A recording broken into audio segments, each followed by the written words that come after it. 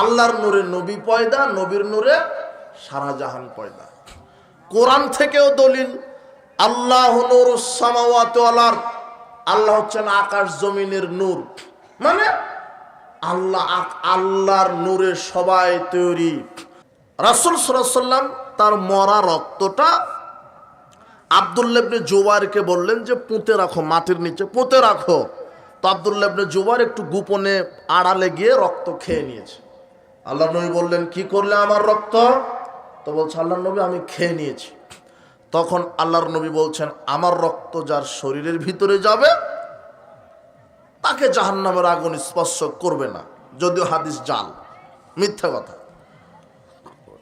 এই হাদিসটা লেখার পরে লেখক জাকারিয়া আবার শয়তানের পক্ষ থেকে লিখছে, যেহেতু রসুলের রক্ত খাওয়া জায়েজ, সেহেতু রসুলের পেশাব পায়খানা খাওয়া জায়েজ। নগদ লিখা আছে তোমার। আপনি আপনার মেয়েটাকে 5 বছর বয়স কিন্ডারগার্টেনে ভর্তি করে দিয়েছেন, ওকে লুচ্চামি শেখানোর জন্য একটা শিক্ষকই নিয়োগ আছে ওখানে। মানে কিভাবে গান শিখাবে, কিভাবে মাজা ঝোকাবে, বেশ্যাগিরি করবে, একটা নৃত্যকলার একটা টিচারই ওখানে নিয়োগ দেওয়া আছে।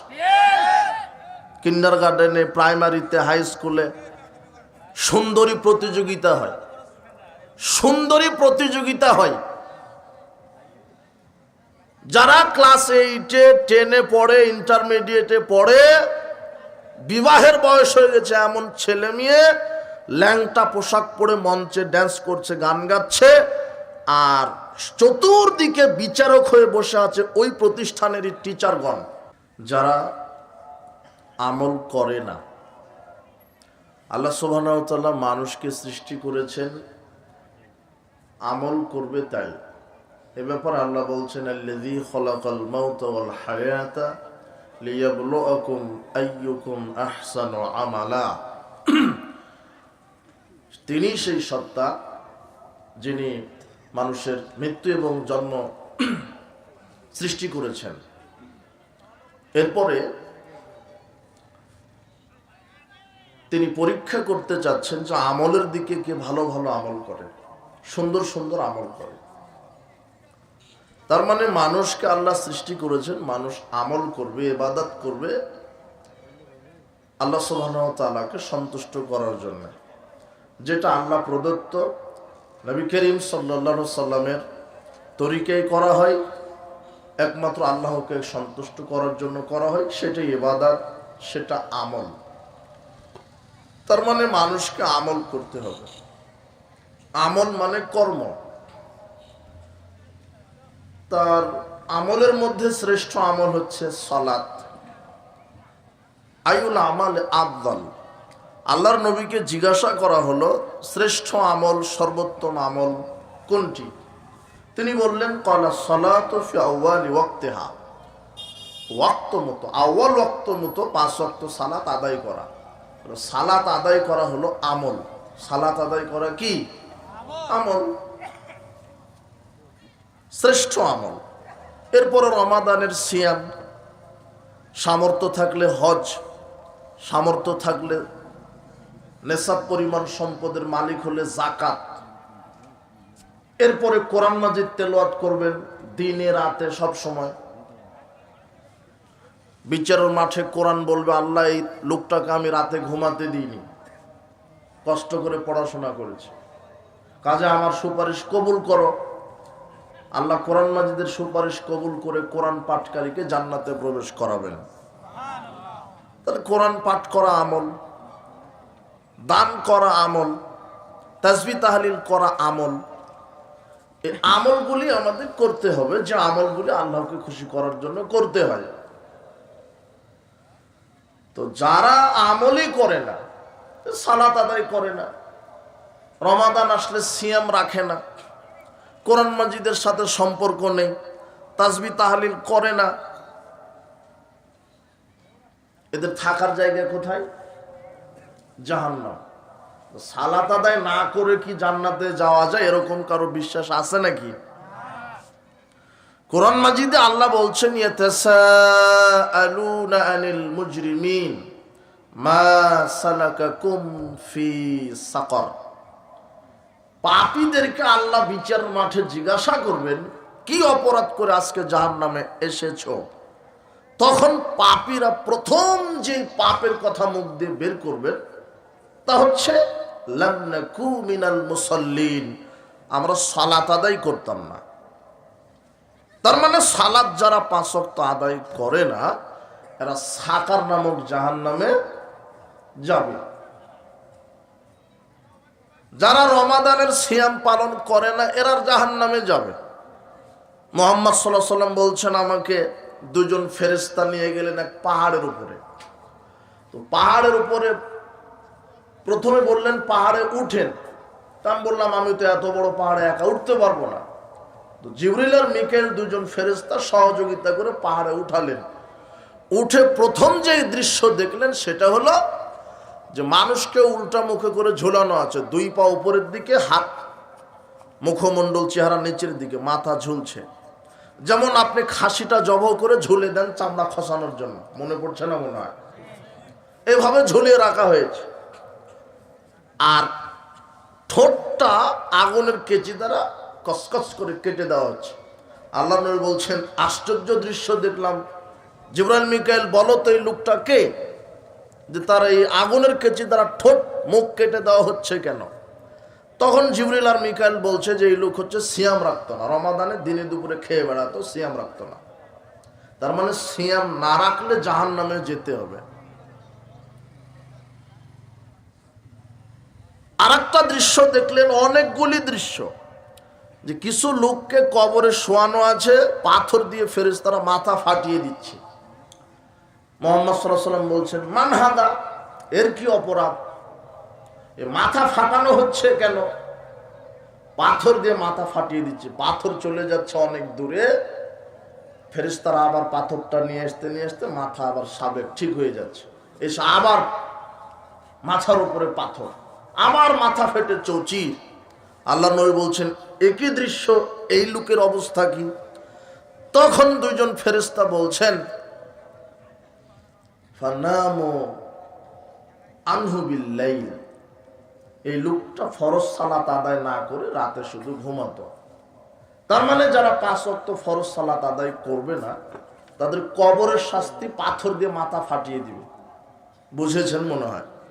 হাদিস বুখারী 1386 আর 7047 নম্বর হাদিস, 2 হাদিসে এসছে। তবে পাথর মেরে মাথা ফাটানো হচ্ছে, এখানে 3 শ্রেণীর লোক আছে। 3 শ্রেণীর লোককে মাথা ফাটিয়ে দেওয়া হবে কবরে, পাথর মেরে। এটা কবরে। তার এক, যে 5 ওয়াক্ত ফরজ সালাত আদায় করে না, এই কবরের শাস্তি আর পরকালে জাহান্নাম ঘোষণা হবে। 2, দ্বিতীয় শ্রেণী হচ্ছে যারা আলেম, যারা আলেম ফাজেল কামেল পাশ করেছে, বড় বড় আলেম, মুহাদ্দিস মুফাসসির। এক শ্রেণীর মুহাদ্দিস মুফাসসির আলেম, এদেরকে পাথর মেরে মাথা ফাটিয়ে দেওয়া হবে। কেন? এরা কোরআন হাদিসকে বিকৃত করেছে জাতির সামনে। তৃতীয় শ্রেণী হচ্ছে হাফেজ। তৃতীয় শ্রেণীকে হাফেজ, ওটা বুখারীর 7047 নম্বর হাদিসে এসেছে। ইয়াখুজুল কোরআন, আল্লাহর নবী বলছেন যারা কোরআনের ধারক বাহক অর্থাৎ হাফেজ, ফায়ারফুদুহু, 30 পারা কোরআন হেফজ করেছিল হেফজখানাতে, হাফেজের সনদ নিয়েছে, মানুষ বলবে হাফেজ সাহেব, বাবা ওটা হাফেজ সাহেব, শুধু ডিগ্রিটা নিয়েছে, পরে শয়তানি বদমাশি করে 30 পারা কোরআন ভুলে গেছে। এরকম 1990 জন হাফেজ পাবেন যারা শয়তানি বদমাশি করে খায়। এমনিতেই হেফজখানায় পড়ে জনগণ বলবে হাফেজ, বা বাপরে কারি সাহেব, হ্যাঁ, কিন্তু ওর ভিতরে কোরআনের কপ নাই, এমনিতেই হাফেজ, কোরআন ভুলে গেছে, আবার সালাত আদায় করে না। এরকম হাফেজের মাথা কবরে ফাটিয়ে দিবেন। তাহলে এরা বিপদে, হাফেজ আলেম আর 5 ওয়াক্ত যারা সালাত আদায় করেন এরা খুব বিপদে। এই জন্য যারা আলেম, প্রকৃত আলেম হতে হবে। প্রকৃত আলেম হতে গেলে 3টা সার্টিফিকেট লাগে। কয়টা? আলেম পাশ করলে আলেম হয় না। হিন্দু যদি কামিল মাদ্রাসায় ভর্তি কামিল পরীক্ষা দেয় তাহলে আলেম হবে? কথা বুঝে নিব না। হিন্দু যদি ইসলামিক স্টাডিজে অনার্স মাস্টার্স করে তাহলে কেউ বলবেন যে বা ইসলামিক স্কলার। আলেম হতে গেলে দাওরা পাশ করলে আলেম হয় না, বড় মুহাদ্দিস হলে আলেম হয় না। আলেম হতে গেলে তিনটা লাগে: এক, কোরআন হাদিসের সঠিক জ্ঞান; দুই, কোরআন হাদিসের জ্ঞান অনুপাতে আমল। কত আলেম নেবেন জর্দা খায় আর বলে মাকরু, কত আলেম নেবেন নগদ, যেটা কুকুর শিগালে খায় না সেটা মসজিদের হুজুর খায় আর বলে মাকরু। ও আলেম নয়, ওর মাথা ফাটাবে কবরে। কত আলেম, কত আলেম নিবেন যে পরকীয়ার সাথে জড়িত, মহিলা মাদ্রাসা খুলেছে, মেয়েদেরকে ধর্ষণ করে। আপনি কি বক্তব্য দিবেন? আগে বক্তব্য দিতাম যে ওই প্রাইমারি হাই স্কুল কলেজে শুধু জেনা হয়, এখন শয়তান এই দাড়ি টুপিওয়ালার ভিতরে ঢুকে গেছে। ওই প্রাইমারি হাই স্কুল কলেজে শয়তান থাকে না, বেনামাজির কাছে শয়তান নাই, ওদের উপরে এমনিতেই তো ওরা গান বাজায়। প্রাইমারি যারা কিন্ডার গার্ডেন দেখো না, প্লে গ্রুপ, নার্সারি গ্রুপ যেগুলো হয়েছে, এগুলো তো শয়তান থাকে না, ওই টিচারেরাই শয়তান। ও গান শোনায়। তুমি ওপর ঠিক বলো না। আপনি আপনার মেয়েটাকে 5 বছর বয়স কিন্ডার গার্ডেনে ভর্তি করে দিয়েছেন, ওকে লুচ্চামি শেখানোর জন্য একটা শিক্ষকই নিয়োগ আছে ওখানে। মানে কিভাবে গান শিখাবে, কিভাবে মাজা ঝোকাবে, বেশ্যাগিরি করবে, একটা নৃত্যকলার একটা টিচারই ওখানে নিয়োগ দেওয়া আছে।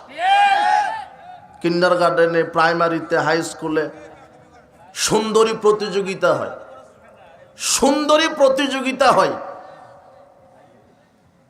যারা ক্লাস 8-এ 10-এ পড়ে, ইন্টারমিডিয়েটে পড়ে, বিবাহের বয়স হয়ে গেছে এমন ছেলে মেয়ে ল্যাংটা পোশাক পরে মঞ্চে ড্যান্স করছে, গান গাচ্ছে, আর চতুর্দিকে বিচারক হয়ে বসে আছে ওই প্রতিষ্ঠানেরই টিচারগণ। তো যে সবচেয়ে মাজা ঝুঁকাতে পারবে এই টিচার তাকে বেশি নাম্বার দিবে। আর ওর পাশে বসে আছে মেয়ের বাপ। মেয়ের বাপ হেডমাস্টারকে বলছেন, স্যার ওই যে লম্বা ফারসা মেয়েটা, ওইটাই যে সুন্দর করে নাচতেছে দেখেন, ওটা আমারই মেয়ে, একটু দোয়া করে দেন যাতে ভালো করে বেশ্যাগিরি করতে পারে। তখন আমার হেডমাস্টার বলছে যে আলহামদুলিল্লাহ। মানে এই মেয়ের বাপও মানুষ নয়, এও কুকুর, হেডমাস্টারও কুকুর। আল্লাহর নবী এ কথাই বলছেন, ইয়াজালু মিনহুমুল কিরদাতুল খানাজির, যারা গান বাজনা শ্রবণ করে এরা হলো শুয়োর আর বানর।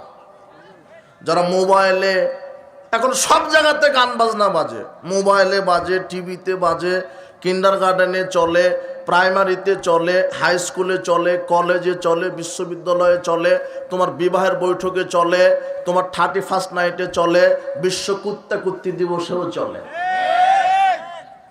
কথা বুঝুনি? তো ওগুলা তো শয়তান নাই। শয়তান বলছে যে ওরাই শয়তান, আমার দায়িত্ব ওরাই পালন করছে। পয়লা বৈশাখ পালন করছে দেশের সব বড় বড় শিক্ষিত নারী পুরুষ। দেখো ওই পান্তা ভাত, ইলিশ মাছ খাওয়ার পরে বানরের, শুয়োরের, কুকুরের আর ভাল্লুকের মুখোশ পড়েছে ওরা, পড়ে বলছে যে এসো হে বৈশাখ মঙ্গল শোভাযাত্রা। আমি চিন্তা করলাম যে সর্বনাশ, এরা এই ভাল্লুকের মুখোশ পড়েছে কেন, কুকুরের মুখোশ পড়েছে কেন? তখন পরে আমি যেটা তাফসির পেলাম এদের ব্যাপারে, যে এরা বছরের প্রথমেই এরা বলতে চাচ্ছে, আল্লাহ যেহেতু মানুষ বান্দরের জাত, আমরা বিশ্ববিদ্যালয়ে পড়েছি, তাই আগামী নতুন 1 বছরে যেন আমরা বান্দর হয়ে বেঁচে থাকতে পারি।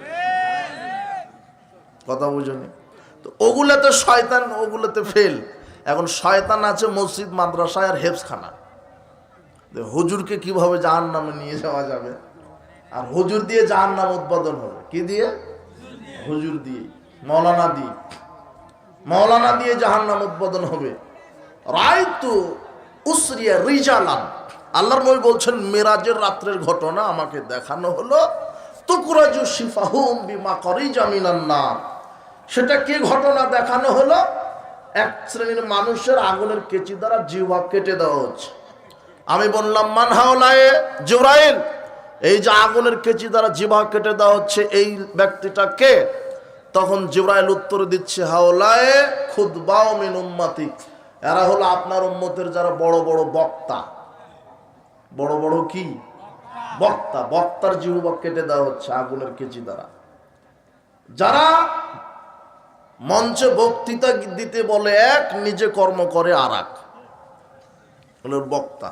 হুজুর নিজেই বলছে যে মদ হারাম, ও জর্দা খেয়ে বক্তব্য দিচ্ছে। ও তোর জানাই নেই যে জর্দা ও মদ। কথা বুঝিনি না, সাবধান। তো সালাত, সিয়াম, হজ, যাকাত, তাসবিহ, তাহলিল, কোরআন মাজিদ তেলাওয়াত, এগুলি আমল। এগুলি যারা করবে না, আমল যারা করবে না, সালাত যারা আদায় করবে না, সিয়াম যারা রাখবে না, তাদের থাকার জায়গা হবে জাহান্নাম। সব কোরআন হাদিস স্পষ্ট। তো ঠোঁট যে কেটে দেওয়া হচ্ছে আগুনের কেচি দ্বারা, আল্লাহর নবী বলছেন এই লোকটা কে বলেন তো কে? যারা রমাদানে সিয়াম রাখতো না, এদের ঠোঁট কবরে এইভাবে কেচি দ্বারা কেটে দেওয়া হবে। আল্লাহর নবী এর পরে বলছেন আমাকে সামনে একটু নিয়ে যাওয়া হলো, পাহাড়ের উপরে। সামনে গিয়ে দেখি আর এক দৃশ্য। কি দৃশ্য? কিছু নারীর স্তনে সাপ ছোবল দিচ্ছে, কিছু নারীর স্তনে সাপ ছোবল মারছে। আমি বললাম এই নারীর কি অপরাধ যে তার স্তনগুলি সাপ ঠুকরে খেয়ে নিচ্ছে? তখন জিবরাইল আর মিকাইল বলছে এই নারীটা তার বাচ্চাকে দুধ দেয়নি, ফিডার খাওয়া হয়েছে। দুধ ছিল, স্তনে দুধ ছিল, কিন্তু মা চিন্তা করেছে যে বাচ্চাকে দুধ দিলে অল্প বয়সে চেহারা বুড়ি হয়ে যাব, আমি বুড়ি হতে চাই না, আমি ডানা কেটে পরি থাকতে চাই। তোমার মা শোনো, আজকে ছেলে মাকে দেখতে পাচ্ছে না কেন?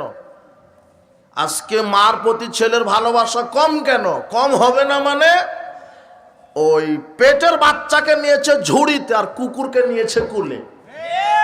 ওটা আবার মা, মানে আমেরিকার ভ্যাস ধরেছে, ওই ইহুদি খ্রিস্টান পাশ্চাত্যের ভ্যাস ধরেছে।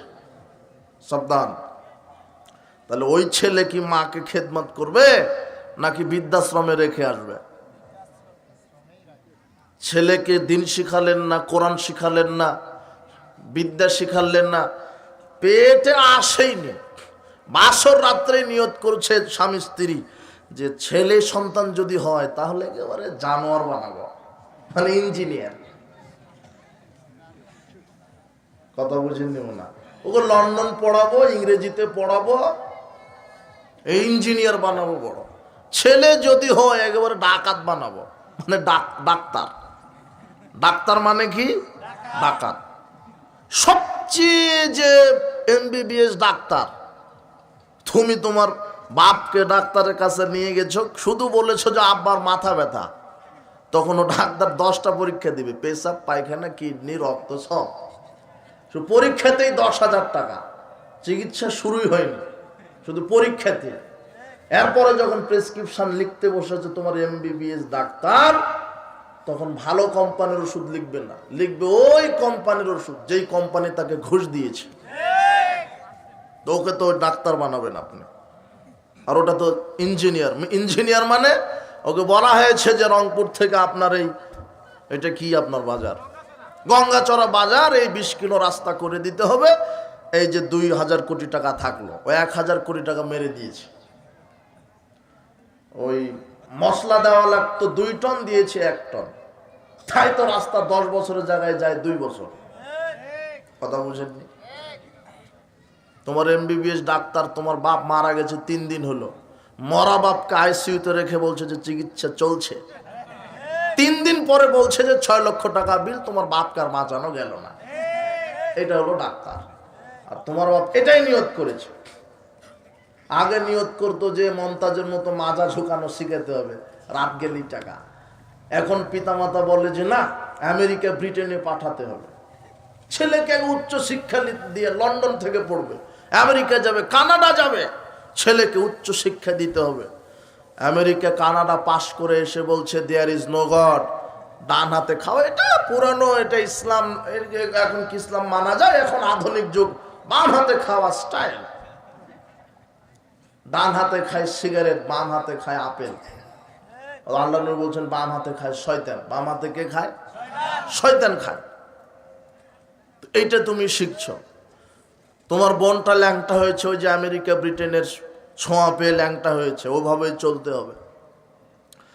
উপস্থিত বৈঠকের মুসলিম দিনী ভাই বোন অভিভাবক, ছেলে মেয়েকে বিদ্যা শিখান, কোরআন হাদিসের বিদ্যা, ইসলামের বিদ্যা, দ্বীনি শিক্ষা, যেই শিক্ষাতে আপনার ছেলে মেয়ে বড় আলেম হতে পারে, প্রকৃত যোগ্য আলেম হতে পারে। আমি বললাম আলেম হতে তিনটে জিনিস লাগে: এক, কোরআন হাদিসের সঠিক এলেম শিক্ষা; দুই, এলেম অনুপাতে আমল; তিন, তাকওয়া পরহেজগারিতা। 3 নম্বর কি? পরহেজগারিতা, যা অনেক আলেমেরই নাই। ভিতরটা একেবারে হিংসায় জরাজীর্ণ হয়ে আছে। হিংসার হিংসা, ভিতরটা এত খারাপ। আল্লাহ নবী বলেছেন, কুলুবুহুম কুলুবুশ শায়াতিন ফি যুসমানিন সিন। অনেক আলেমকে দেখতে মনে হবে খুব আলখাল্লা পাগড়িওয়ালা হুজুর, কিন্তু তার অন্তরটা কোনো নগদ ইবলিশের অন্তর। কত হুজুর দেখবেন, কত ধরনের হুজুর দেখবেন। এই জন্য সাবধান। আবারও বলছে, আলেম হতে গেলে 3টা জিনিস লাগে: এক, কোরআন হাদিসের প্রকৃত জ্ঞান; দুই, প্রকৃত জ্ঞান অনুযায়ী আমল; তিন, তাকওয়া পরহেজগারিতা। উপস্থিত বৈঠকের মুসলিম দিনী ভাই বোন, আপনাদেরকে ওই কথা বুঝাতে গিয়ে এখানে এই কথা নিয়ে আসলাম যে কবরে জিহ্বা কাটা হচ্ছে বক্তার, কবরে মাথা ফাটা হচ্ছে আলেমের, কবরে মাথা ফাটিয়ে দেওয়া হচ্ছে হাফেজ সাহেবের, কবরে মাথা ফাটানো হচ্ছে যে 5 ওয়াক্ত সালাত আদায় করে না তার মানে যারা সালাত সিয়াম হজ যাকাত আদায় করবে না, তাদের কবরের শাস্তি হবে, জাহান্নাম হবে। এটা না হয় মেনে নেওয়া যায়। কেন? সালাত আদায় করেনি তাই জাহান্নাম, সিয়াম রাখেনি তাই জাহান্নাম, মেয়েটা পর্দা করেনি বেপর্দায় চলেছে তাই জাহান্নাম। কিন্তু সালাত 5 ওয়াক্ত আদায় করে, রমাদানের সিয়ামও রেখে, কোরআন মাজিদও তেলাওয়াত করে, পর্দা করার পরও যদি লোকটা জাহান্নামে যায়, এটা কি মেনে নেওয়া যায়? কিন্তু এদের সংখ্যাই বেশি। 5 ওয়াক্ত সালাত আদায় করেই মানুষ জাহান্নামে যাবে, পরিমাণ আমল করেও তাকে জাহান্নামে যেতে হবে। আমলটা কার তরিকায় হতে হবে? মুহাম্মদ সাল্লাল্লাহু আলাইহি ওয়াসাল্লামের তরিকায়। কয়েকটা শর্ত আছে, একটু বসেন। আল্লাহ সুবহানাহু ওয়া তাআলা বলছেন, ফামান কানা ইয়ারজু লিকা রাব্বিহ ফালইআমাল আমালান সালিহা। যে ব্যক্তি তার রবের সাক্ষাৎ কামনা করে, যে ব্যক্তি তার প্রতিপালকের সাথে সাক্ষাৎ মোলাকাত কামনা করতে চায়, আল্লাহ সুবহানাহু ওয়া তাআলা অত্র আয়াতে 2টা শর্ত দিলেন। এক, আমলে সলে, সৎকর্ম সৎ আমল করতে হবে। দুই, ওয়ালা ইউশরিক বিইবাদাতি রাব্বিহি আহাদা। তার রবের ইবাদত করতে গিয়ে অন্য কাউকে শরীক সাব্যস্ত করা যাবে না। আল্লাহ সুবহানাহু ওয়া তাআলা বলছেন, যে কোনো মানুষ, যে কোনো মুসলিম নারী পুরুষ যদি তার রবের সাথে সাক্ষাৎ করতে চায়, তাহলে সে সৎকর্ম করবে, আর আমার ইবাদত করতে গিয়ে অন্য কাউকে শরীক করবে না। সৎকর্ম কি? সৎকর্ম কাকে বলে? সৎকর্ম হতে গেলে 3টা শর্ত লাগে। এক, আমল আল্লাহর পক্ষ থেকে দেওয়া হতে হবে। দুই, আমলটা একমাত্র আল্লাহকে খুশি করার জন্য করতে হবে। তিন, আমলটা একজন মানুষের তরিকা পদ্ধতিতে করতে হবে, যেই মানুষের নাম মুহাম্মদ সাল্লাল্লাহু আলাইহি সাল্লাম। আপনার আমলটা যে সৎ, এটা দেখতে গেলে 3টা জিনিস লাগবে। আপনার আমলটা যে সৎ, আল্লাহ বলছেন সৎকর্ম করো। কোরআন হাদিসের কোথাও বলা নাই যে জান্নাত পেতে গেলে বেশি বেশি আমল করো, এ কথা বলা নাই। জান্নাত পেতে গেলে সৎ আমল করো, এই কথা বলা আছে। তার এইটা সূরা কাহফের 110 আয়াত। আল্লাহ বলছেন, কেউ যদি তার রবের সাক্ষাৎ চায়, তাহলে সৎ আমল করে। সৎ আমল, তো সৎ আমল কোনটা? যেই আমলটা আল্লাহর পক্ষ থেকে, নবীর পক্ষ থেকে দেওয়া। এক। দুই, যে আমলটা স্রেফ আল্লাহকে খুশি করার জন্য করা হয়। তিন, যেই আমলটা একজন মানুষের মতন করে করা লাগে, সেই মানুষটা হচ্ছে মুহাম্মদ সাল্লাল্লাহু আলাইহি সাল্লাম। আপনি যদি একটা আমল করেন, সেটা যদি মুহাম্মদ সাল্লাল্লাহু আলাইহি ওয়াসাল্লামের মতো না হয় তাহলে সে আমল করে আমল কবুল হবে না। আয়েশা রাদিয়াল্লাহু আনহা বলছেন, আল্লাহর নবী বললেন, মান আমেলা আমালান, যে ব্যক্তি যে কোনো আমল করলো, লাইসা আলাইহি আমরুনা, অথচ সেই আমল করতে আমি মুহাম্মদ সাল্লাল্লাহু আলাইহি ওয়াসাল্লাম নির্দেশ দিইনি, ফাহুয়া রদ, তাহলে সে আমলটা বাতিল হবে। হাদিস মুসলিম। আপনারা কি বুঝলেন হাদিসটা? আল্লাহর নবী বলছেন, যে ব্যক্তি কোনো আমল করলো অথচ সেই আমলটা করতে আমি নির্দেশ দিইনি, তাহলে সেই আমলটা কি হবে? ফাওয়ারাত, সেটা কি? বাতিল। আবার মিলান আমার সাথে, মান আমেলা আমালান, যে ব্যক্তি যে কোনো একটা আমল করলো, একটা আমল, যেমন কোরআন মাজিদ তেলাওয়াত, এটা একটা কি? যেমন তাসবিহ, এটা একটা কি? যেমন অজু, এটা একটা কি? যেমন সালাত, এটা একটা কি? যে কোনো আমল করেন, আল্লাহর নবী বলছেন, কেউ যদি যে কোনো আমল করে, লাইসা আলাইহি আমরুনা, আর ওই আমলের সিস্টেমটা যদি আমার নির্দেশ মতো না হয়, ফাহুয়া রাদ, তাহলে সে আমলটা বাতিল। এখন আপনি কোন আমল করছেন যে আমলের নির্দেশ মুহাম্মদ সাল্লাল্লাহু আলাইহি ওয়াসাল্লাম থেকে নেই? সেটাই হলো, আপনি যে কোরআন মাজিদ তেলাওয়াত শেষ করেই বলছেন সাদাকাল্লাহুল আজিম, এটা মুহাম্মদ সাল্লাল্লাহু আলাইহি ওয়াসাল্লাম থেকে এটা নেই। কথা বুঝেননি মনে হয়? কোরআন মাজিদ তেলাওয়াত শেষ করে বলতে হবে যে সাদাকাল্লাহুল আজিম, এটা যে বলা লাগবে, এটা কার পক্ষ থেকে নেই? তারপরে এদেশের হাফেজেরা বলে কিনা, 1999 জন হাফেজ বলে, খুব সুন্দর ভাষায় সুমিষ্ট কণ্ঠে তেলাওয়াত করে মাইরে দিল সাদাকাল্লাহুল আজিম, যার ব্যাপারে কোনো হাদিসই নাই দুনিয়াতে। আকাশের নিচে জমিনের উপরে কোন হাদিসের কিতাবে আরবিতে এই দোয়া লিখাই হয়নি। না না, তোমার রংপুরের সবচেয়ে যে বড় হুজুর, তাকে সকালবেলায় ধরো যে, মৌলানা সাহেব, আমরা তো শুনে আসছি যে কোরআন তেলাওয়াত শেষে সাদাকাল্লাহুল আজিম বলছে, এটা হাদিসের কোথায় লেখা আছে? হাদিসের গ্রন্থে কোথায় লেখা আছে? সহিহ না জয়ীফ, একটা জাল হাদিস হলেই হবে। কথা আর বাবা একটু দেখেন না কোথায় লেখা আছে নাই, এটা লেখা থাকলেই হবে, হাদিসের পাতাতে কোথাও নাই, এমনিতেই চলছে। এখন আপনি বলবেন, তাহলে কোরআন মাজিদ তেলাওয়াত শেষে কি বলা লাগবে? তখন মুহাম্মদ সাল্লাল্লাহু আলাইহি ওয়াসাল্লাম থেকে দলিল আমি দিতে পারবো। সেটা কি? আয়েশা রাদিয়াল্লাহু আনহা বলছেন, মাযালা সামাজলিসান কাত্ত, আও সাল্লা সালাতান কাত্ত, আও তাওয়াদা উদুআন কাত্ত, আও তাআলা কোরআনান কাত্ত।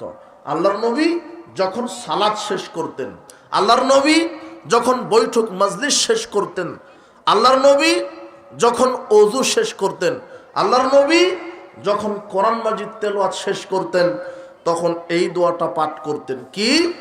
সুবহানাকা আল্লাহুম্মা ওয়া বিহামদিকা আশহাদু আল্লা ইলাহা ইল্লা আনতা আস্তাগফিরুকা ওয়া আতুবু ইলাইকা। এইটা হলো মুহাম্মদ সাল্লাল্লাহু আলাইহি ওয়াসাল্লামের শিখানো দোয়া, আল্লাহর পক্ষ থেকে দেওয়া দোয়া। তোমার হুজুর যদি এই দোয়াটা না জানে, তার জাহালিয়াত, তার অজ্ঞতা, আর জানার পরেও যদি না বলে, এই হুজুর হলো আল্লাহর নবীর সুন্নাতের দুশমন। জানার পরে বললো না কেন? জাতিকে বলতে বললো না কেন? হেফজখানার চাকরি চলে যাবে, তাই ওরকম 1000টা চাকরি চলে যাক, তবু আমি বেদাতের সাথে 1 সেকেন্ড আপোষ হতে পারবো না। তোমার হুজুরকে বলে দিও।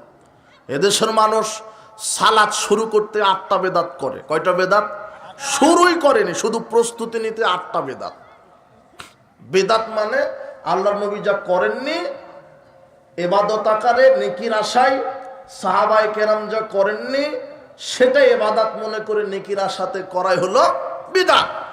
এখন সালাত শুরুই করেনি, শুধু প্রস্তুতি নিতে 8টা বেদাত।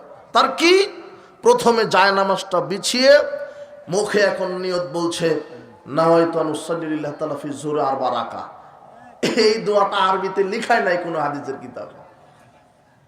আগামীকাল সকালে তোমার সবচেয়ে বড় হুজুরকে ধরো যে, হুজুর আমরা তো বাপ দাদা থেকে সেই কাল থেকে শুনে আসছি যেটা সালাতের নিয়ত আরবিতে, তো এটা কোন হাদিসে, কত পৃষ্ঠাতে, কত নম্বর হাদিস, রাবিকে, এটা আমরা একটু দেখতে চাচ্ছি। কথা বুঝেননি মনে হয়?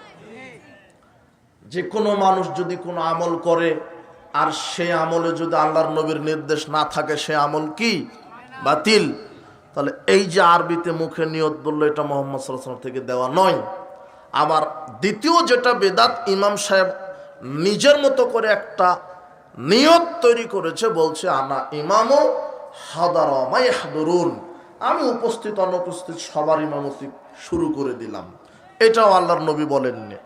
তৃতীয় যেটা বিদাত করে, জায়নামাজের দোয়া, ইন্নী ওয়াজ্জাহতু ওয়াজহি লিল্লাযী ফাতারাস সামাওয়াতি ওয়াল আরদা হানিফা ওয়া মা আনা মিনাল মুশরিকিন। আপনার হুজুরকে বলবেন যেটা বেদাত, হুজুর বলবে কি বলছেন, এটা যে কোরআনেই আছে, এটা কিন্তু কোরআন মাজিদের আয়াত। তো কোরআন মাজিদের আয়াত কি তোমার হুজুরের উপরে নাজিল হয়েছে না মুহাম্মদ সাল্লাল্লাহু আলাইহি ওয়াসাল্লামের উপরে? তো তাহলে এখন দেখো যে মুহাম্মদ সাল্লাল্লাহু আলাইহি ওয়াসাল্লাম জায়নামাজের দোয়া বলে কোনো দোয়া পড়েছে কিনা, এটা পড়েছে কিনা। অথচ ইন্নী ওয়াজ্জাহতু ওয়াজহি লিল্লাযী, আল্লাহর নবী এইটা পড়েছেন তাকবীরে তাহরিমার পরে, এই ব্যাপারে হাদিস আছে সানা হিসেবে। কিন্তু এদেশে জায়নামাজের দোয়া তৈরি করলো কে? শয়তান। এই যে ঠিক বলেছে, তৈরি করেছে শয়তান, তৈরি করেছে শয়তান। বেদাতি যত আমল সব এর তৈরিকারক হচ্ছে ইবলিস, শয়তান তৈরি করেছে এই দোয়া, যেটা আল্লাহর নবী বলেননি। তাহলে কয়টা বেদাত হলো এ পর্যন্ত? 3টে। 4 নম্বর বেদাত, হুজুর বলছে যে পাগড়ি পরে সালাত আদায় করলে 70 গুণ বেশি নেকি হয়, যদিও হাদিস জাল। তখন মুয়াজ্জিন যখন একামত দেওয়া শুরু করেছে, তখন হুজুর পাগড়ি পেঁচাও শুরু করেছে। 5 নম্বর বেদাত কি? আশহাদু আন্না মুহাম্মাদ রাসূলুল্লাহ, এর জবাবে বলছে সাল্লাল্লাহু আলাইহি ওয়াসাল্লাম। কারণ আপনি বলবেন যে আল্লাহর নবীর নাম শুনলে দরুদ পড়তে হয়। হ্যাঁ, সালাত, আযান এবং একামতের বাহিরে যদি নবীর নাম শোনেন তাহলে দরুদ, কিন্তু আযান একামতে আল্লাহ নবী বলছেন ফাকুলু মিসলা মা ইয়াকুলু মুয়াজ্জিন, আযান একামতে মুয়াজ্জিন যা বলে তাই বলো। বুঝেননি মনে হয় কথা? তবে হাইয়া আলাস সালাহ হাইয়া আলাল ফালাহ ব্যতীত ওখানে বলতে হবে কি? লা হাওলা ওয়ালা কুওয়াতা ইল্লা বিল্লাহ। আস-সালাতু খায়রুম মিনান নাওম, এর জবাবে আস-সালাতু খায়রুম মিনান নাওম, এটাই। তাহলে ওটা একটা বেদাত। আর একটা বেদাত কি? আশহাদু আন্না মুহাম্মাদ রাসূলুল্লাহ, শোনার সাথে সাথে নবীর নাম শুনলে নাকি 2টা বৃদ্ধাঙ্গুলিতে চুমা দিয়ে চোখ মাসা করতে হয়। সব বানোয়া। আর কি আছে? আর হচ্ছে 7 নম্বর যে বেদাতটা করছে, যে মুয়াজ্জিন সাহেব একামতের আগেই বলছে আপনারা উঠেন, কাতার সোজা করেন, অথচ মুয়াজ্জিনের দায়িত্ব শুধু একামত দিবে। একামত মানে দাঁড়ানোর প্রস্তুতি, দাঁড়ানো। একামত শুরু হবে, দাঁড়ানো শেষ হবে। এরপর একামত শেষে ইমাম সাহেব মুসল্লির দিকে ঘুরিয়ে বলবে, মুখ ঘুরিয়ে বলবে আকিমু সুফুফাকুম, তোমরা কাতার সোজা করো। ও তারাসসু, প্রাচীরের মতো দাঁড়াও। হাদু বাইনাল মানাকিব, কাঁধে কাঁধ মিলিয়ে দাঁড়াও। ও সুদ্দুল খালাল, পরস্পর 2 পায়ের মাঝে ফাঁকা বন্ধ করে দাঁড়াও। 1990টা মসজিদ দেখবেন যে 4 আঙ্গুল আধা হাত ফাঁকা রেখে দাঁড়াচ্ছে। এত বড় হুজুর, তোমার হুজুরের ডিগ্রি কত বড়? ও বলছে যে পায়ের সাথে পা যদি লাগিয়ে দাঁড়ায় তাহলে বেয়াদবি হবে, মানহানি হবে, মর্যাদা খাটো করা হবে। কোথায় মুচির পাটা যদি মন্ত্রীর পায়ের সাথে লাগে তাহলে মন্ত্রীকে অপমান করা হবে। কোথায় ছাত্রর পাটা যদি শিক্ষকের পায়ের সাথে লাগে শিক্ষককে অপমান করা হবে। তোমার হুজুরকে বুঝিয়েছে ইবলিস। কে বুঝিয়েছে? ইবলিস। সারা পৃথিবীর সব মানুষের ঈমান একদিকে, আর আবু বকর সিদ্দিক রাদিয়াল্লাহু আনহুর ঈমান একদিকে। আবু বকর সিদ্দিক রাদিয়াল্লাহু আনহুর ঈমান বেশি হয়ে যাবে। এত বড় বড় সাহাবী, তারা যদি পায়ের সাথে পা মিলিয়ে দাঁড়িয়ে সালাত আদায় করে তো তোমার মুচি কি আর মন্ত্রী কি? আর সালাতের কাতারে আল্লাহর কাছে কে মুচি কে মন্ত্রী এটা পরিচয় থাকে না। যখন বান্দা সালাতে দাঁড়ায় মুচিও আল্লাহর চাকর, মন্ত্রীও আল্লাহর চাকর। যখন সালাতে দাঁড়াবে, যে কোনো নারী পুরুষ সালাতে দাঁড়াবে জামাতের সাথে, তাকে পায়ের সাথে পা মিলিয়ে দাঁড়াতে হবে। আল্লাহর নবী বলছেন, আকিমুস সুফুফা, কাতার সোজা করো, কাঁধে কাঁধ মিলিয়ে দাঁড়াও, তোমাদের ভাইদের হাতের সাথে হাত মিলিয়ে দাঁড়াও। ওয়ালা তাজারু ফুরুজাতিল লিশাইতান, শয়তানের জন্য ফাঁকা রেখো না। ইন্নী লারা শাইতান ইয়াদখুলু মিন খালালিস সাফকানাল হাদাব, যখন দেখি তোমরা ফাঁকা রেখে দাঁড়িয়েছ, তখন ওই ফাঁকা জায়গাতে ইবলিশ শয়তান ছাগলের বাচ্চার আকারে বসে থাকে। ফাঁকা জায়গাতে কে বসে থাকে? তোমার ওই হুজুর এই হাদিস জানে না, তোমার হুজুর হাদিস জানে, কিন্তু তোমার হুজুর এত হুজুরের বদ, ও বলছে যে হাদিসে থাকলে কি হবে, আমাদের মাযহাবে নাই। কথা বুঝেননি মনে হয়? ওর মাযহাবে থাকা লাগবে। হাদিসে আছে কিন্তু ওর কিসে নাই? মাযহাবে নাই। এরকম হুজুর মাটির উপরে থাকার চাইতে মাটির নিচে থাকা ভালো। যে মাযহাব মানতে গেলে রাসূলের হাদিসকে অবমাননা করা হয়, এই রকম মাযহাব মাটির উপরে থাকার চাইতে এরকম মাযহাবকে কবর দেওয়া ভালো। আশ্চর্য কথা, আপনি কাকে কি বলছেন যে হাদিসে আছে? তোমার আর এক শয়তান বলছে কি যে রাফালাইদাইনের সব হাদিস আমরা বিশ্বাস করি কিন্তু মানি না। কেন? আমাদের মাযহাবে নাই তাই। ও বিশ্বাস করে মানে না কেন? আর কিসে নাই? মাযহাবে নাই তাই। ওর মাযহাবে যদি বলে যে গু খাও, গু খাবে, খাও তো তাই। বুঝেননি মনে হয় কথা? খাও, গো খায় এরা। তোমার এই যে একটা কেতাব পাওয়া যায় সহি ভেজালে আমল, এটা ভেজালে আমল আছে না? আমারই ভুল হয়েছে, তোমারটা ঠিক। কি ফাজাইলে আমল? তো ফাজাইলে আমলে দেখবে তুমি আগামীকাল সকালে তোমার হুজুরকে নিয়ে দেখবে 858 পৃষ্ঠাতে লিখছে, লেখক জাকারিয়া লিখছে, রাসূল সাল্লাল্লাহু আলাইহি ওয়াসাল্লাম তার মরা রক্তটা আব্দুল্লাহ ইবনে জুবাইরকে বললেন যে পুঁতে রাখো, মাটির নিচে পুঁতে রাখো। তো আব্দুল্লাহ ইবনে জুবাইর একটু গোপনে আড়ালে গিয়ে রক্ত খেয়ে নিয়েছে। আল্লাহর নবী বললেন, কি করলে আমার রক্ত? তো বলছে, আল্লাহর নবী আমি খেয়ে নিয়েছি। তখন আল্লাহর নবী বলছেন, আমার রক্ত যার শরীরের ভিতরে যাবে তাকে জাহান্নামের আগুন স্পর্শ করবে না, যদিও হাদিস জাল, মিথ্যা কথা। এই হাদিসটা লেখার পরে লেখক জাকারিয়া আবার শয়তানের পক্ষ থেকে লিখছে যে যেহেতু রসুলের রক্ত খাওয়া জায়েজ, সেহেতু রসুলের পেশাব পায়খানা খাওয়া জায়েজ। নগদ লিখা আছে তোমার, তুমি দেখো আজকে ফাজাইল আমলটা 858 পৃষ্ঠায় হেকায়েতে সাহাবা। এখন আল্লাহর নবী বলেছেন যে ইন্নাল উলামা ওয়ারাসাতুল আম্বিয়া, আলেম ওলামা নবীর উত্তরসূরি। আলেম ওলামা নবীর কি উত্তরসূরি। আর এদেশে যারা বড় বড় আলেম আকাবির, তাদেরকে আলেম বলে না, ওরা হলো পীর। ওরা কি পীর। তো পীরেরা নবীর উত্তরসূরি, ওদের ধারণায় তো নবীরটা যদি খাওয়া জায়েজ হয়, পীরের পায়খানা খাওয়াও কি জায়েজ। তাই এদেশের এই আর মুরিদ মানে হলো বলদ, যে পীরের মুরিদ সে কি বলদ। পীর যদি বলে যে গু খাও, গু খাবে, মানে হাদিসে থাক, মাযহাবে না থাকলে মানবে না। হাদিসে যদি গু খাওয়া নিষেধ হয় আর যদি পীর বলে যে খা, ওরা কি করবে? তাই খাবে। এই যে দলিল তার ফাজাইল আমলে যে পীরের পেশাব পায়খানা জায়েজ। পীরের পেশাব পায়খানা গুমুত খেলে পেটে বাচ্চা চলে আসবে। আর এই লেখা থেকে এরা নাম দিয়েছে। শোনো, গভীর তদন্ত করা লাগবে। আহলে হাদিস ব্যতীত, আহলে সুন্নাহ জামা ব্যতীত পৃথিবীতে যত দল আছে, ইসলামের নাম উপদল আছে, সব এই সুফি রোগে আক্রান্ত। কি রোগে? সুফি রোগে, সুফিবাদ। সুফিদের আকীদা কি জানো? সব আল্লাহর নূরে, আল্লাহর নূরে নবী তৈরি, নবীর নূরে আল্লাহর নূরে নবী পয়দা, নবীর নূরে সারা জাহান পয়দা। কোরআন থেকেও দলিল, আল্লাহু নূরুস সামাওয়াতি ওয়াল আরদ, আল্লাহ হচ্ছেন আকাশ জমিনের নূর। মানে আল্লাহ, আল্লাহর নূরে সবাই তৈরি।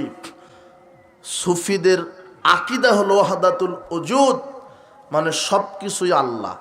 কুকুরও আল্লাহ, মানুষও আল্লাহ, ব্যাঙ আল্লাহ, গরুও আল্লাহ, মানে সর্বেশ্বরবাদ। যেমন হিন্দুদের কাছে গরু হলো দেবতা, ওখান থেকে সুফি আকীদা। ওরা যেমন গরুকে দেবতা মানে হরির উপর হরি, হরি সভা পায়, হরিকে দেখিয়ে হরি, হরিতে লুকাই, এটা যেমন সর্বেশ্বরবাদ হিন্দুদের আকীদা। তো এদেশে যারা সুফি, সুফি মানে এখনো বুঝেন কিনা, যারা মারফতের নামে মুসলিম সমাজে পীর মুরিদে যারা বিশ্বাসী, যারা পীর তন্ত্রে বিশ্বাসী, এরা হলো সুফি রোগে আক্রান্ত। আর এদের আকীদা হলো যে নবী রাসূলগণের চাইতে সুফিরা বড়। আর সুফিদের জনক হচ্ছে বায়েজিদ বোস্তামি। তোমার মুফাসসির সাহেব তো বায়েজিদ বোস্তামির খুব তাফসীর করতে গিয়ে বলছেন খুব বড় আল্লাহর ওলি, কিন্তু বায়েজিদ বোস্তামির শয়তানের ওলি। কার ওলি? শয়তানের ওলি। বায়েজিদ বোস্তামি বলছে তলাবতুল্লাহ সিত্তিনা সানা, আমি 60 বছর আল্লাহকে খুঁজলাম, কোথাও পেলাম না, ফাইজা আনা হওয়া, এখন দেখি আমি বায়েজিদ বোস্তামি নিজেই আল্লাহ। বায়েজিদ বোস্তামি নিজেকে আল্লাহ দাবি করেছে। আর বায়েজিদ বোস্তামির দুইজন শিষ্য ছিল, একজন শিষ্য ছিল হুসাইন বিন মানসুর হাল্লাজ। হোসেন বিন মানসুর হাল্লাজের আবার দুইজন শিষ্য ছিল ইবনুল আরাবি আর নাবলুসি। এই দুই শয়তান আবার বলছে যে যেহেতু আল্লাহর নূরে সবাই তৈরি, মানুষ, কুকুর, শ্রীগাল সবাই যখন আল্লাহর নূরে তৈরি, তার মানে যখন পুরুষ তার স্ত্রীর সাথে সহবাস করে তখন সে যেন আল্লাহর সাথে সহবাস করল। সুফিদের আকীদা। আর ওই যে সুফিদের আকীদা থেকে এই যে স্ত্রীর সাথে সহবাস করলে আল্লাহর সাথে সহবাস হয়, এটা একটা সুফিদের আকীদা।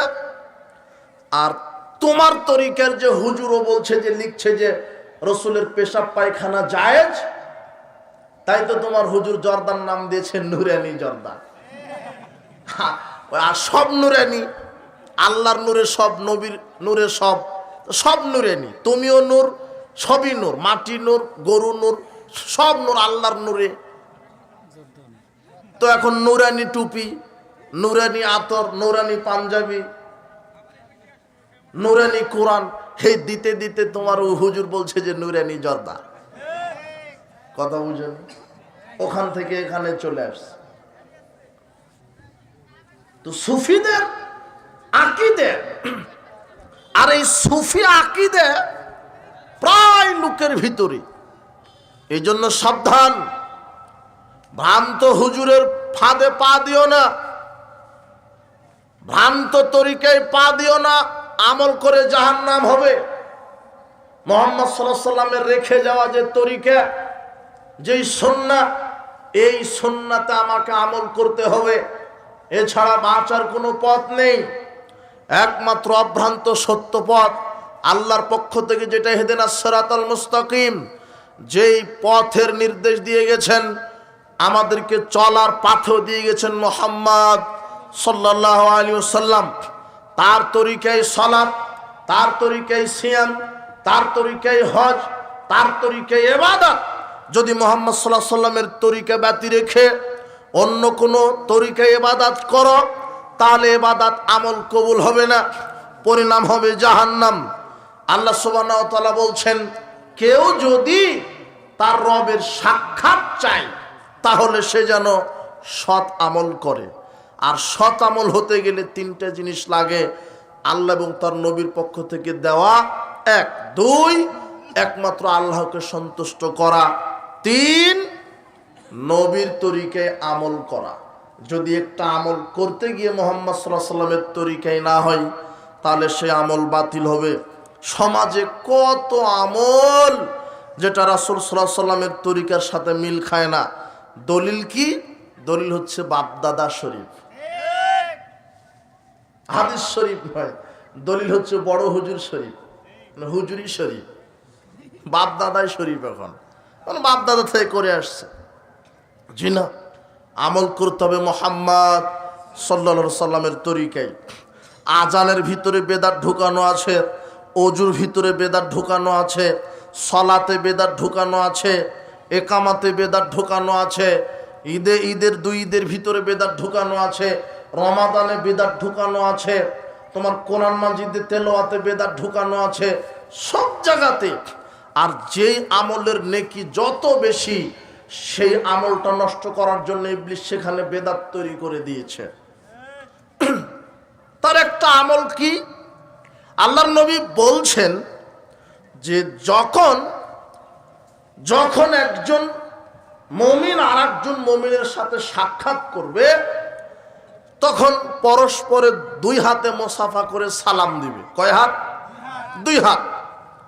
ওনার ডান হাত আর আপনার ডান হাত, পরস্পরের কয় হাত? দুই হাত। এটা আল্লাহর নবীর বক্তব্য, আল্লাহর নবীর দেওয়া শরীয়ত। যদি পরস্পর দুই হাতে মুসাফা করে সালাম দাও, তাহলে এই পরস্পরের দুই হাত পৃথক হওয়ার পূর্বেই বিগত সব পাপ আল্লাহ ক্ষমা করে দেন। কিন্তু শয়তান তো সুবহানাল্লাহ 12টা বাজিয়ে দিয়েছে। ওখানে 3 হাত লাগায় দিল, 4 হাত লাগায় দিল, পা যদি দেওয়া যেত পাও দিত, আবার চুমাও দেয়, বুকেও হাত দেয়। কথা বুঝেননি? এগুলি সব বিদাতি আমল। 3 হাত নয়, 4 হাত নয়, মুসাফা পরস্পরের 2 হাত। আবু দাউদের 5212 নম্বর হাদিস। আর তাবারানী আওসাতের মধ্যে 245 নম্বর হাদিস একটা এসেছে কি? আল্লাহর নবী বলছেন, ইন্নাল মুমিনা ইযা লাকিয়াল মুমিন, একজন মুমিন আর একজন মুমিনের সাথে যখন সাক্ষাৎ করে, ফাখাযা বিয়াদিহি, তার এক হাতে মুসাফা করে, তানাসারাত খাতায়াহুমা কামা ইয়াতানাসারু ওয়ারাকুশ শাজার, তখন তাদের উভয়ের পাপ আল্লাহ ওইভাবে ঝরে দেন যেভাবে গাছ থেকে পাতা ঝরে যায়। গাছ থেকে পাতা যেমন ঝরে যায়, পরস্পর 2 হাতে মুসাফা করে সালাম দিলে তাদের থেকে পাপ সেভাবে ঝরে যায়। উপস্থিত বৈঠকের মুসলিম দিনী ভাই বোন, এই জন্য আমল করতে গিয়ে বেদাতে আমল করবেন না। আল্লাহর নবী বলছেন, কুল্লু বেদাতিন দলালা, প্রত্যেকটা বেদাত ভ্রষ্টতা, আর প্রত্যেকটা বেদাতি ভ্রষ্টতা আমলের পরিণাম জাহান্নাম। তার মানে বেদাত যদি হয়, আপনার আমলটা নষ্ট হবে, ভ্রান্ত হবে, আমল করে জাহান্নামে যেতে হবে। এই জন্য আপনি আপনার সালাতকে ঠিক রাখবেন, সিয়ামকে ঠিক রাখবেন, কোরআন মাজিদ ঠিক রাখবেন, তাসবিহ তাহলিল ঠিক রাখবেন। সালাত শ্রেষ্ঠ ইবাদত। যদি মানুষের সালাত কবুল হয়, সব আমল কবুল। আল্লাহর নবী বলছেন, আউয়ালু মা ইউহাসাবু বিল আবদি ইয়াউমাল কিয়ামাতি সালাহ, বিচারের মাঠে প্রথম জিজ্ঞাসা হবে সালাতের। আল্লাহর নবী এর পরে বলছেন, ফাইন কবিলা মিনু সায়র আমালি, যদি আল্লাহ মানুষের সালাত কবুল করে, সব কবুল করবেন। সালাত যার কবুল, সব কবুল। সালাত যার কবুল, সব কবুল। সালাত কবুল হলে হজ, যাকাত, তাসবিহ তাহলিল, কোরআন মাজিদ তেলাওয়াত ওই দিকে আর দেখবেনই না, ওগুলি অটো কবুল হয়ে যাবে। ওয়াইন রুদ্দা, আর যদি সালাত প্রত্যাখ্যান করেন আল্লাহ, রুদ্দা আলাইহিস সাইরু আমালি, তাহলে তার সব আমলকে আল্লাহ প্রত্যাখ্যান করবেন। তার মানে সালাত আপনার শুদ্ধ করতে হবে, সালাতকে যে কোনো মূল্যে শুদ্ধ করতে হবে। সালাত যেন আপনি আদায় করে সালাতকে নষ্ট করেন না। শোনেন, সংক্ষেপে আলোচনার শেষের দিকে, এমনিতেই রাত অনেক হয়েছে। শোনেন, আল্লাহর নবী বলছেন, ইন্নার রাজুলা লিউসাল্লি সিত্তিনা সানা মা তুকবালু লাহু সালাতুন। অনেক লোক আছে যারা 60 বছর ধরে সালাত আদায় করছে, কিন্তু আল্লাহ তাদের এক ওয়াক্ত সালাত বিচার মাঠে কবুল করবে না। 20 বছর, 40 বছর, 60 বছর ধরে সালাত আদায় করছেন, কিন্তু বিচারের মাঠে আল্লাহ অনেক মানুষের এক ওয়াক্ত সালাত কি করবেন না? কবুল করবেন না। তাহলে কি হবে?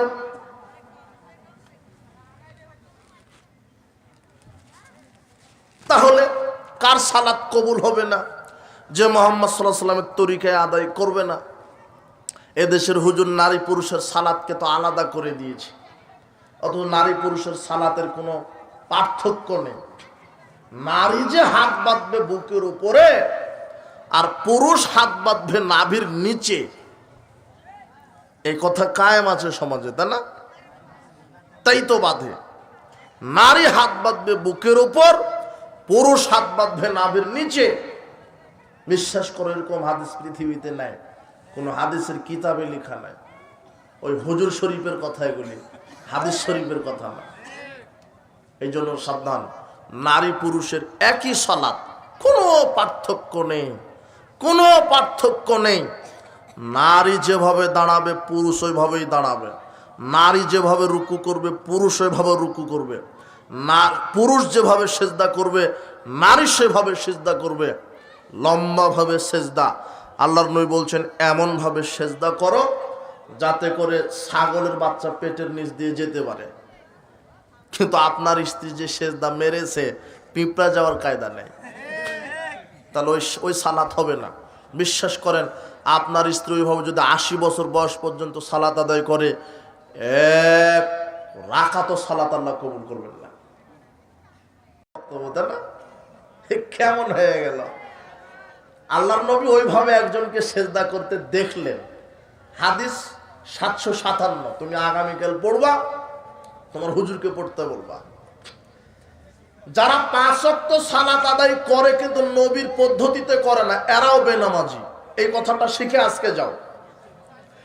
যারা 5 ওয়াক্ত সালাত আদায় করে কিন্তু কার পদ্ধতিতে করে না, এরাও কি? এরাও বেনামাজি। দলিল বুখারীর হাদিস 757। আল্লাহর নবীর সামনে নগদ একজন ব্যক্তি একবার দুইবার নয় 3 বার সালাত আদায় করলেন। কতবার? তারপর নবী বলছেন সল্লি ফাইন্নাকা লাম তুসাল্লি, সালাত আদায় করো, তুমি সালাতই আদায় করোনি। মানে এই 3 বার যে করলো তাহলে কি করলো? আল্লাহর নবী তো এরকম বলতে পারতেন যে না আদায় করেছো কিন্তু ভালো হয়নি, আবার ভালোভাবে করো। কিন্তু বলছে যে তুমি সালাতই আদায় করোনি, মানে নামাজ পড়ার পরেও বেনামাজি।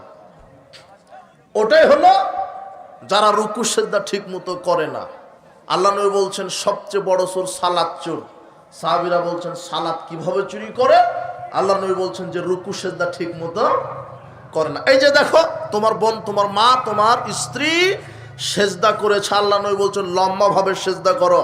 তোমার স্ত্রী করেছে এমন সেজদা করেছে আটো সাটো, এটা হলো মুনাফিকদের সালাত। এই সালাত কবুল হবে না।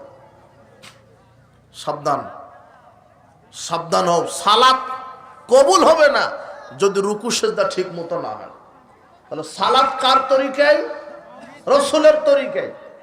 সালাত মুহাম্মদ সাল্লাল্লাহু আলাইহি ওয়াসাল্লামের তরিকায়, না হলে সালাত হবে না। যখন রুকু করবে পিঠ টান টান থাকবে। আল্লাহ নবী বলছেন রুকু করো, রুকু থেকে উঠো, রুকু থেকে সোজা হয়ে দাঁড়াও। তার মানে রুকু করা ফরজ, ওঠা ফরজ, সোজা হয়ে দাঁড়ানো ফরজ। রুকুতেই 3টা ফরজ আছে। এখন আপনি বলবেন যে রুকু করা, রুকু থেকে ওঠা, তাহলে তো হয়ে গেল। কিন্তু সোজা হতে হবে, এটা ফরজ। অনেক মুসল্লি আছে রুকু করে ওঠার ভান করে সেজদায় চলে গেছে। ও যদি মরা পর্যন্ত সালাত আদায় করে 1 রাকাত সালাত কবুল হবে না। 100 বছর ধরে তুমি সালাত আদায় করো, রুকু করেছো, ওটার ভান করে সেজদায় চলে গেছো, 1 রাকাত সালাত কবুল হবে না বিচারের মাঠে। রুকু করতে হবে, উঠতে হবে, সোজা হয়ে দাঁড়াতে হবে। ঠিক সেজদাতেও 3 ফরজ আছে।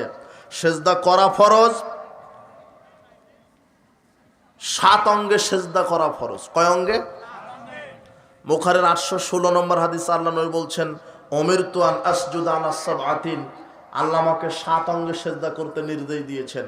নাক আর কপাল 1, 2 হাত 3, 2 হাঁটু 5, 2 বৃদ্ধাঙ্গুলি পায়ের 7। কয় অঙ্গ হলো?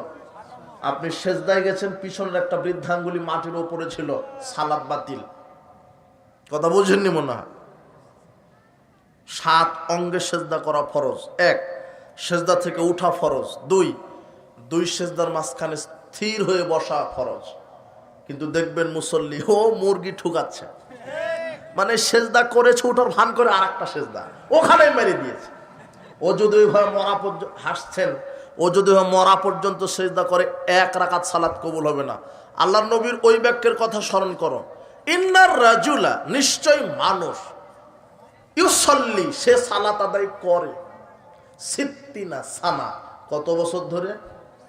60 বছর। 60, 50-এর পর 10, 20, 30, 40, 50, 60, ওই 60 বছর ধরে সালাত আদায় করছে। মা তুকবালু লাহু সালাহ, আল্লাহ 1 রাকাতও সালাত কবুল করবে না।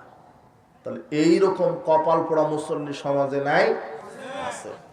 রাসূলের তরিকায় সালাত, রুকু সেজদা ঠিক মতো, রুকু সেজদা যদি কেউ ঠিক মতো না করে সে সালাত চোর। রুকু সেজদা ঠিক মতো না করলে তার সালাত বাতিল।